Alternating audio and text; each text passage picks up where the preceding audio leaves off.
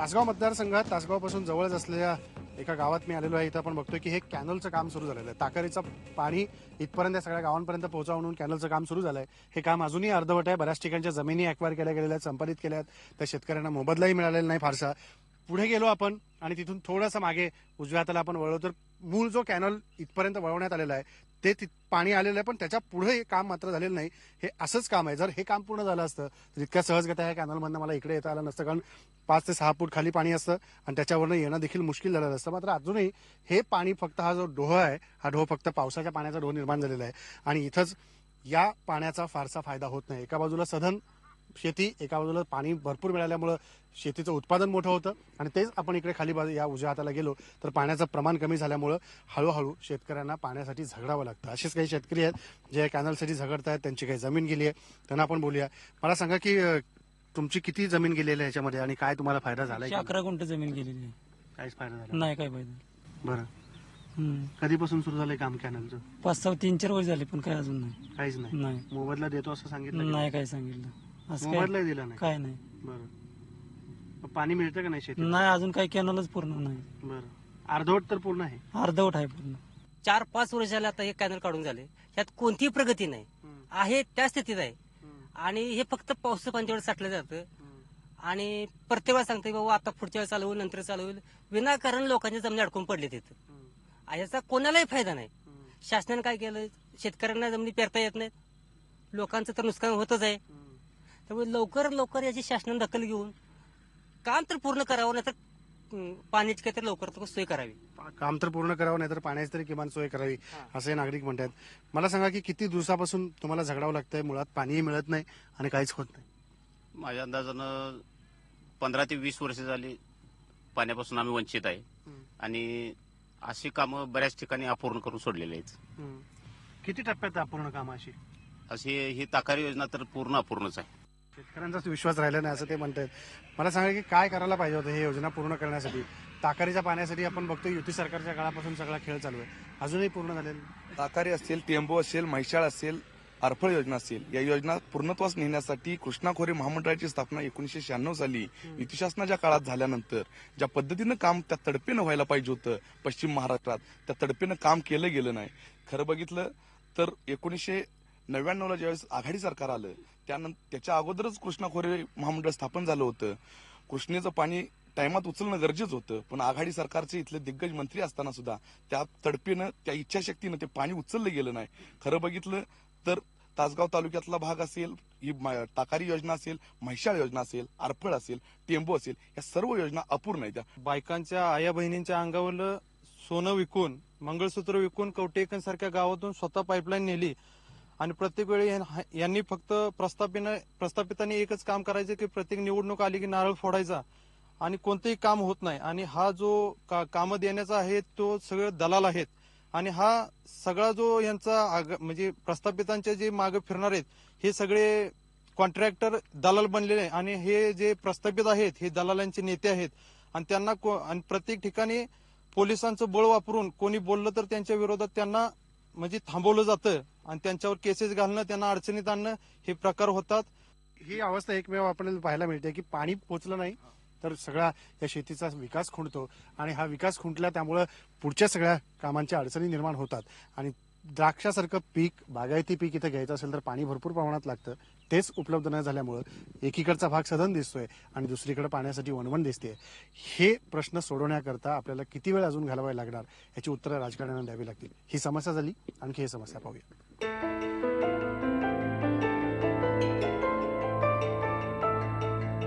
आता पोहोचलेल्या तासगाव इथल्या ग्रामीण रुग्णालयाच्या परिसरामध्ये आपण बघतो की हा संबंध एवढा मोठा सगळा परिसर आहे ग्रामीण रुग्णालयाचा. ही छोटीशी इमारत आहे. त्या इमारतीमध्ये काही प्रमाणात खाटांची संख्या कमी आहे, काही उपलब्धता काही रुग्णांच्या संदर्भातल्या औषधांची असेल किंबहुना काही साहित्यांची असेल ती कमी आहे. आपण थेट आतमध्ये जाऊन बघणार आहोत की नेमकं काय काय इथे उपलब्ध आहे, काय रुग्णांना अपेक्षित आहे, काय रुग्ण मागणी करतात या सगळ्या संदर्भात. मोठं रुग्णालय तासगावसारख्या तालुक्याच्या ठिकाणी असायला हवं होतं. सगळे पेशंट्स इथे बसलेले आहेत. मला सांगा काय रुग्णालयामध्ये उपचार मिळत आहेत, काय पाहिजे होतं, काय मिळायला पाहिजे इथं अजून? कसं आहे, हा तालुका म्हणजे दुष्काळानं ग्रासलेला आहे तालुका आहे. अतिशय सामान्य लोकांचा हाल होते. पहिलं हाच दवाखाना एसटीच्या काही अंतरावर होता, की 5 मिनिटांमध्ये तिथं पोहोचू शकत होते लोक. परंतु आता हा दवाखाना 3 किलोमीटर इकडं गावाच्या बाहेर आणून सामान्य लोकांनी इथंपर्यंत येण्याला रिक्षाला 70 ते 80 रुपये घालवावं लागतात.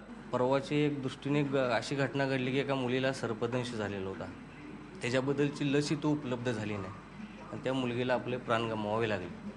अशा पद्धतीचं लस उपलब्ध असणं इथं गरजेचं आहे. अशाही सगळ्या तातडीच्या सुविधा उपलब्ध असणं गरजेचं आहे. त्या मागण्या बघतो या सगळ्या इथे उपलब्ध सुविधा आहेत ज्या बोर्डावरती लिहिलेल्या आहेत. आपण बघतोय की या सगळ्या सुविधा इथे उपलब्ध असणं गरजेचं आहे. इथे क्लास 2 मेडिकल ऑफिसर आहेत, आपण त्यांना विचारूया. तपासणी सुरू आहे. आणि सर मला सांगा की स्टाफ एकूण किती आहे सगळा इथे?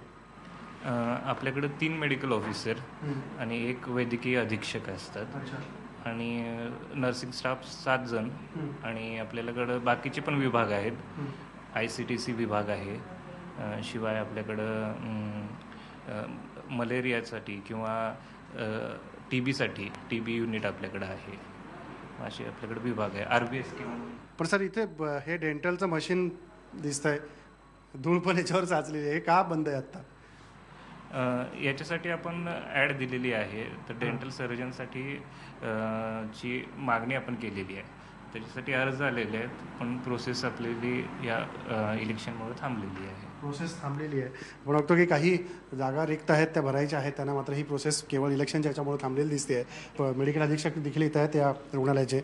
माळी साहेब आहेत. माळी साहेब मला सांगा की रुग्णालयात आम्ही आलो तर काही पेशंट्स म्हणत होते की काही सुविधा आहेत, काही सुविधा उपलब्ध नाही आहेत. ही परिस्थिती आहे का? ग्रामीण रुग्णालयाकडे अजूनही तज्ज्ञ डॉक्टरांची कमतरता आहे. तर सर्व प्रकारचे तज्ज्ञ डॉक्टरची नेमणूक होणं गरजेचं आहे. ही वस्तुस्थिती खरी आहे की आपल्याकडे तज्ज्ञ डॉक्टरांची कमतरता आहे.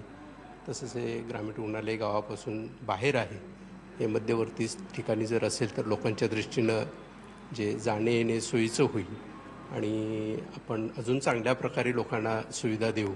इमारतीचा जर विचार आपण केला की ग्रामीण रुग्णालय तालुक्याच्या ठिकाणी बघितलं तर एक मोठी इमारत अनेक ठिकाणी पाहायला मिळते, थोडीशी अपुरी आहे असं वाटत नाही? हो, अजूनही 50 बेडेड किंवा 100 बेडेड हॉस्पिटल हे तालुक्याच्या ठिकाणी असणं गरजेचं आहे. कारण बरेचसे जे प्राथमिक सुविधा ज्या असतात त्या आपण ग्रामीण रुग्णालयातर्फेच देण्यात येतात, त्या खाजगी हॉस्पिटल्समध्ये दिल्या जात नाही आहेत. त्या दृष्टीनं अजूनही म्हणजे ज्याप्रमाणे कॉर्पोरेट हॉस्पिटल्स असतात त्याप्रमाणेच आपली गव्हर्नमेंट हॉस्पिटल्स ही होणं गरजेचं आहे. आरोग्य विभागानं अत्यावश्यक औषधांची जी 477 औषधांची जी यादी ऑलरेडी रिकग्नाइज केलेली आहे ते पुरेशा प्रमाणात इन ॲडव्हान्स उपलब्ध करायला पाहिजे. म्हणजे प्रत्येक वेळी ते आपण मागणी करत बसायची गरज नाही. डॉक्टरांना वारंवार भांडावं लागतं याच्यासाठी. बरोबर आहे की आपण बघितलं की पुरेशा प्रमाणात औषधं ही सगळी उपलब्ध करून दिली पाहिजेत. पण वारंवार या सगळ्या मेडिकल अधीक्षकांनाच जर आरोग्य विभागाकडे पाठपुरावा करत लागत असेल, भांडावं लागत असेल तर मग रुग्णांना उपचार वेळेत मिळणार कसे, हा सगळ्यात महत्त्वाचा प्रश्न आहे. मी आत्ता याच ग्रामीण रुग्णालयातल्या जनरल वॉर्डमध्ये येऊन पोहोचलेलो आहे. पुरुषांचा जनरल वॉर्ड आहे. काही पेशंट्स इथे ॲडमिट आहेत. साधारणतः 30 बेडेड आत्ता उपलब्ध आहेत. उपचार सुरू आहेत. औषधं वेळेवर मिळतील की नाही किंवा कशा सुविधा आहेत ते विचारूया. औषधं सगळी वेळेत मिळतात? सगळे मिळते, औषध सगळे मिळते. औषध मला सांगा की काय काय मिळालं पाहिजे सुविधा अजून सुविधा तशा म्हणजे कसं म्हणजे एकदा फ्रॅक्चर केलेलं सांगलीला पाठवायचं ती सोय झाली पाहिजे. काय बरोबर आहे की नाही? बरोबर आहे. इथं सोय झाली पाहिजे. बऱ्याचशा लोकांना मिरजेपर्यंत जायला लागतं. तिथल्या ज्या सुविधा आहेत त्या इथंच जर उपलब्ध झाल्या तर निश्चितपणे इथल्या पेशंटला दूरवर जाऊन उपचारासाठी झगडावं लागणार नाही किंवा धावपळही करावी लागणार नाही. ब्रेक घेऊ. ब्रेकनंतर परत भेटू.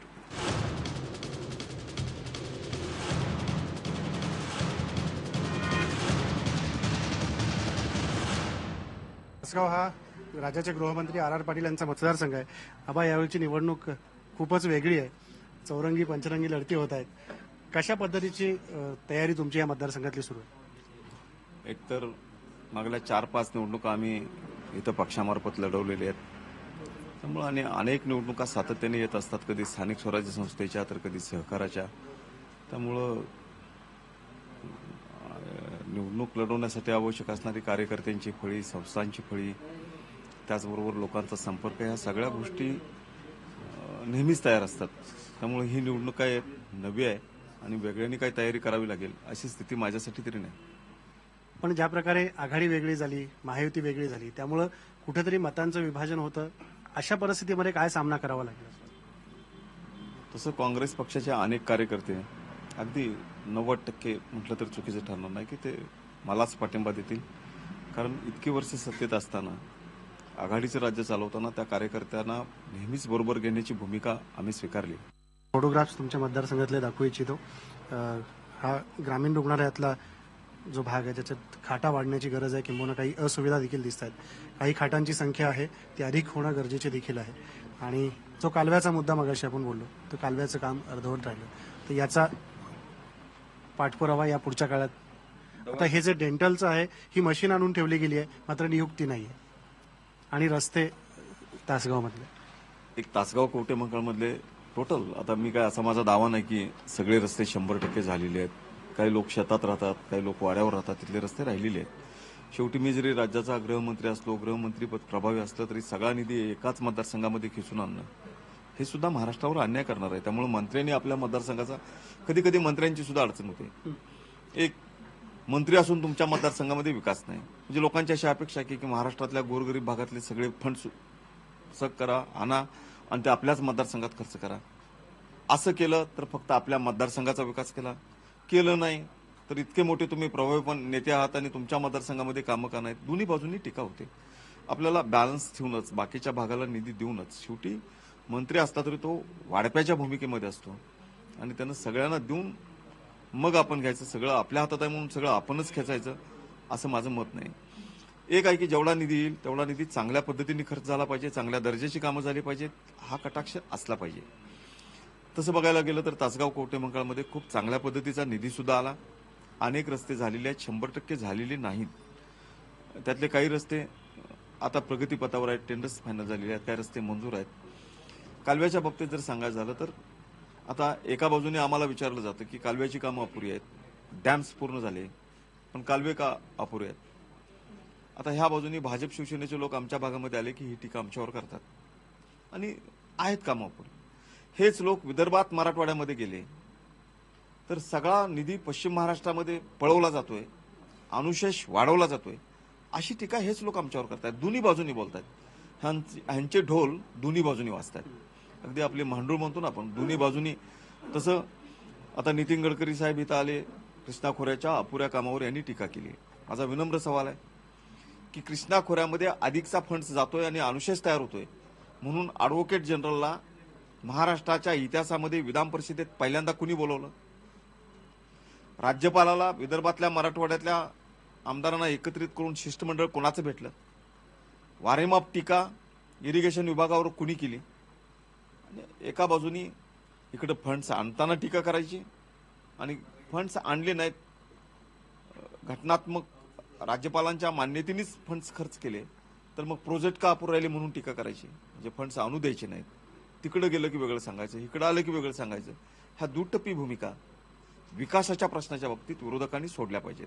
काही कामं अपुरी आहेत, ती विरोधकांनी केलेल्या सातत्याने टीकेमुळं, राज्यामध्ये असलेल्या वैधानिक मंडळामुळं, पण आता अनेक कामं अंतिम टप्प्यात आहेत. आणि मी तासगाव कवठेमंकाळच्या बाबतीत आपण मला माझ्या पुढे ठेवलंय, मी ती कामं बघितलेली आहेत, मी ती कामं पूर्ण करून घेईन. आबा, शुभेच्छा तुम्हाला खूप या सगळ्या निवडणुकीसाठी आणि पुढच्या सगळ्या यशासाठी. नंतर एक ब्रेक घेऊ, ब्रेक नंतर परत भेटू.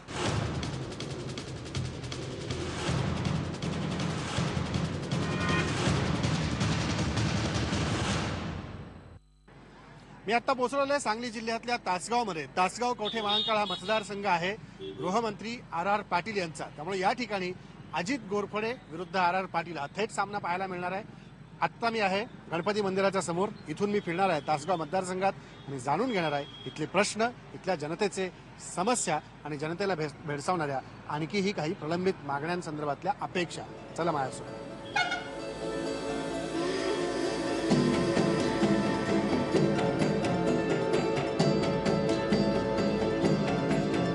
तासगाव कवठेमहांकाळ हा मतदारसंघ फिरून आल्यानंतर तासगावमधल्याच एका चौकात मी येऊन पोहोचलेले. आता आपण जाणून घेणार आहोत इथल्या लोकांबरोबरच्या काही समस्या. काय वाटते लोकांना, काय होईल या निवडणुकीमध्ये? मला सांगा, काय होईल यावेळेस निवडणुकीत ह्या वर्षी तसा आबांचाच प्रचार जास्त होतोय. म्हणजे कसं आहे, आबांनी पाण्याशिवाय दुसरं कुठलं काम केलेलं नाही. म्हणजे तरुणांसाठी एक कुठलीही सोय नाही अजूनपर्यंत, हेच आपलं मत आहे. काय होईल या निवडणुकीत? भाजप सेनेची सत्ता आली पाहिजे. युती तुटल्या तरी भगवा फडकला पाहिजे. तुम्हाला काय वाटतं? केंद्रात भाजपचं आहे, महाराष्ट्रात पण भाजपचं सरकार आलं पाहिजे. तासगाव मध्ये काय होईल? तासगावात गोरफडेच सरकार येणार.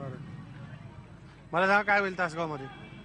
तासगावमध्ये आबा येतील निवडून. बरं, काय काय करायला पाहिजे होतं मतदारसंघात, झालं नाही काय? नाही केले आपण तसं सगळं केलेलं आहे. बरं टेंबूची योजना, पाणी कॅनेलला भरपूर आहे बरं आणि आबाच निवडून येणार. बरं, काय होईल मतदारसंघात? राजकारण काय सांगू शकत नाही. मतदान करता की नाही? हो करतो पण राजकारण कळल्याशिवाय करतच नाही मला. हो मतदान करतो. आता आम्ही देणारच की वोट, सगळ्यांना जोड देणार आहे. निवडून येतील आबाच. घोरपडे सरकार निवडून येणार. बरं, काय काय अपेक्षा होत्या, करायला पाहिजे होतं? अपेक्षा आबांनी शेतीला पाणी द्यायला पाहिजे होतं. एखादी एमआयडीसी वगैरे काढायला पाहिजे होती. नंतर तरुणांना रोजगार मिळाला असता. हे काय काम केलेलं नाही आबांनी. शेतीला पाणी दिलं म्हणजे काय, फक्त आता निवडणुका आल्या म्हणून नारळ फोडलं म्हणून पाणी शेतीला येत नाही ना. तर शेतीला पाणी द्यायला पाहिजे होतं. मागील 25 वर्ष झालं जे तुम्ही सत्तेत आहात आणि सत्तेचं काही काम केलेलं नाही त्या मापानं.